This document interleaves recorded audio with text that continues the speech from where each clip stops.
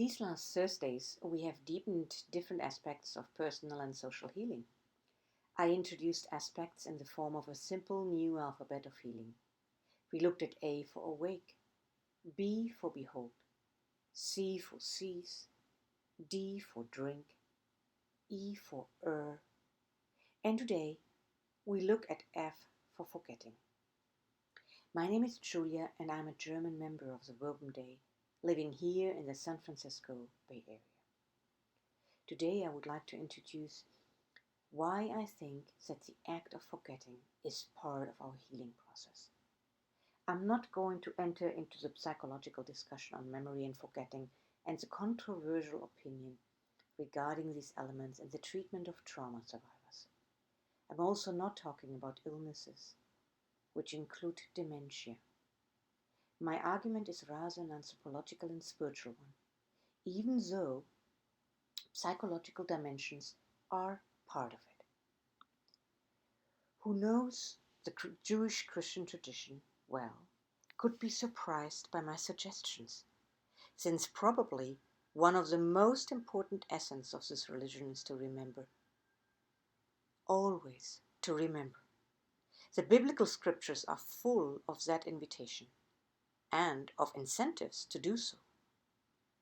Remembering is an important step to become aware of God, and we will deepen that in another moment of the series. Today, though, we want to look at forgetting. We actually are created to forget, as we are created to remember.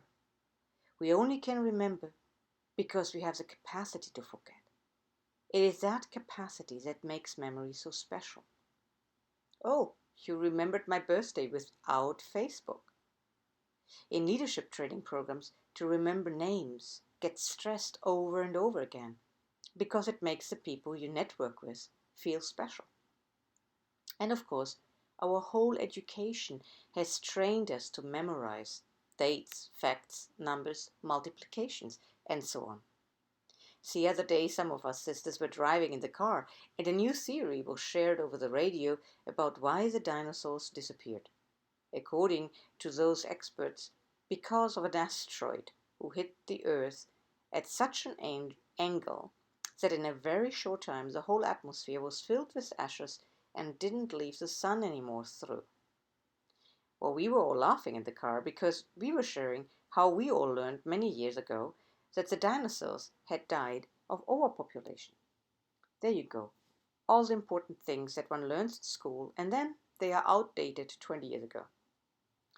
Well, the pity is, only you can't tell the teacher today, I don't think I need to learn this, because I'm sure in 20 years they are coming up with another theory anyway.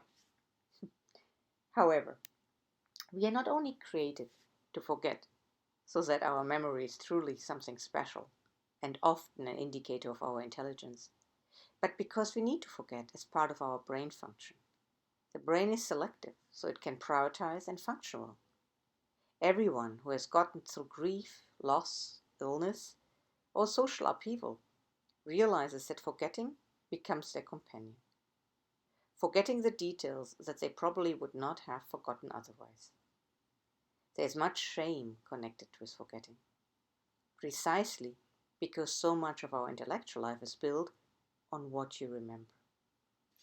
Perhaps the most important aspect is to realize that our brain is not shaming us in the process of healing, but that the process of forgetting is often related with the energy that is used to survive, to integrate, and precisely to birth new life. As incredibly frustrating it might seem, but what is really important to remember, trying to build your neighborhood as a place of encounter and exchange. What is really important to remember for that? As despaired, you look into the mirror and can't understand that the person that checked in the hospital is the same that is looking at you now, being back at home. Just, under many things, so much more forgetful. Sometimes, of course, anesthesia or chemotherapy are inducing such forgetfulness, but that doesn't make it easier. So how can forgetting be something that we integrate into our healing journey? Because it just might have centrally to do with the question, what is important in our life now. I don't remember the name of the nurse, but I do remember how her eyes gave me compassion I could get up. Which memory is important to heal? Remember the neighbor because every time we go by his house, he makes us laugh with his comments. Which memory is important to feel alive, so that I can calmly accept without shame that the rest can be forgotten. Sorry. Forgetting the delicious pots of food back in Egypt was part of a 40-year journey in the book of Exodus. And the central question in the story is actually not a moral one. Puts the question, what is important to you? As long as those pots of meat are what constitutes your life and you actually don't forget them, those pots in Egypt will be what is important to you. And that is where a second question follows the first. What does this mean for you that this is so important for you? 40 years to learn to forget is a long time, especially because that journey of forgetting becomes then the most important journey remembered in the Jewish Christian religion.